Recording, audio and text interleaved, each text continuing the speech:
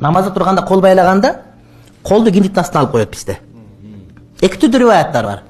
Пайгамбардан колду киндиктин үстүнө алып койгондор бар, анан киндиктин астына алып коет. Экөө тең хадистер бири-биринен бир тең даражада болуп калган. Буга амал кылайын десең, бул да хасан хадис, буга амал кылсаң, бул да хасан хадис. Хадис илими токтоп, экөө бирдей болуп калды. Кайсын амал кыласың? Жөн амал кыла бергенге болбойт.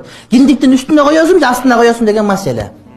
Ошол убакта алымдар айтат бизде, эгерде бир адам улуу инсандын алдына бара турган болсо кантип барат? Барганда ушинтип кекерейип турабы, же болбосо бир аз ийилип турабы дейт. Бир аз ийилип турат дейт.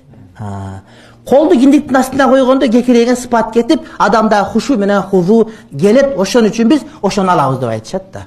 Бирөөгө кор сезип атканыңы, бирөөнүн астында бечара болуп атканыңы, бирөөдөн сурап атканыңы сезип баштайсың. Анан бизде турганда ушинтип алдым, асманды карап, бияктыга карап, бияктыга карап, болсо берип кой, тезирээк кабыл кылып кой дегендей кылып, мындай болбойт да. Кудайдын астында адамдар эмне бечара кор абалда болуш керек.